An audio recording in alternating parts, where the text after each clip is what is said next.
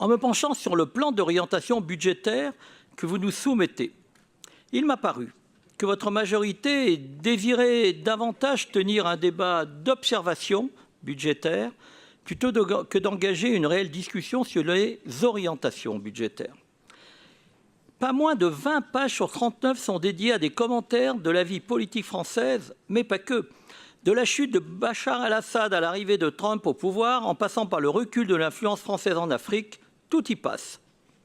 Élément certes fort intéressant, mais pourquoi consacrer la moitié du document à spéculer sur l'actualité politique plutôt que d'esquisser de réelles perspectives financières ? Monsieur le Président, la vocation principale d'un DOB au titre de l'article L3312-1 du Code général des collectivités territoriales est de présenter les engagements pluriannuels envisagés, l'évolution des recettes et des dépenses, ainsi que la structure et la gestion de la dette, non de s'épancher dans des états d'âme partisans. Car le plus étonnant dans ce document est qu'il s'avère être une véritable diatribe à l'encontre de l'État et de la politique budgétaire menée sous les mandats d'Emmanuel Macron. Un long pamphlet politique reprenant étonnamment les arguments du nouveau Front populaire à l'Assemblée. Par exemple, Pachet, je cite, « En 2024, on ne peut que constater que la France est devenue en même temps, c'est un jeu de mots peut-être, championne d'Europe des déficits publics d'une part et de la distribution de dividendes d'autre part. » Ou encore, page 8, je cite encore, « L'État doit admettre que pour rétablir ses comptes, il doit mobiliser l'outil fiscal pour obtenir des entreprises les plus prospères comme des ménages les plus aisés. Pour résumer, taxer les ultra-riches et les plus grandes entreprises. » Je laisserai à chacun le soin de conclure sur la pertinence ou non de ces propositions.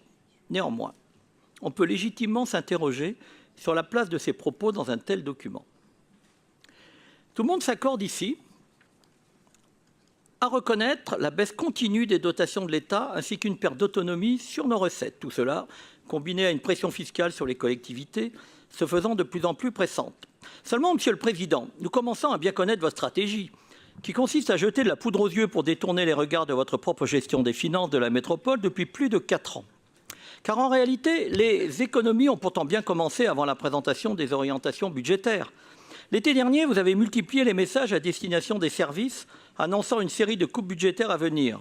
Le non-renouvellement de 200 CDD, le rétrécissement du périmètre d'intervention peut venir en aide aux maires isolés, la baisse d'1 million de subventions de fonctionnement au musée des Confluences, ou encore le ralentissement des projets d'aménagement, et bien d'autres. Dans une dernière partie, où enfin vous vous décidez à aborder la situation financière de la métropole, il vous semble impossible de concevoir que la situation actuelle puisse être en partie due à votre politique, comme si toute remise en question vous était trop douloureuse. Et pourtant, les dépenses réelles de fonctionnement ont bondi de 20% entre 2019 et 2023, passant de 2 367 millions à 2 806 millions, tout budget confondu. En une seule année, entre 2022 et 2023, une hausse de pas moins de 8,8% des dépenses de fonctionnement. Vous saviez pourtant que la perte des recettes des DMTO et de la crise progressive dans laquelle s'enfonçait la France devait vous amener à plus de prudence. Vous avez affirmé lors de vos vœux à la presse que depuis 2020, le nombre d'embauches a été relatif et raisonnable. Pardonnez-moi, mais cela est faux et vous le savez pertinemment. Chiffre à l'appui, nous sommes passés de 8 840 agents en 2019 à 9 913 agents en 2023, avec une hausse constante en 4 ans. Vous avez laissé déraper les dépenses de personnel, les portant à 737 millions quand elles étaient de 440,9 millions en 2019, soit une hausse de 22%.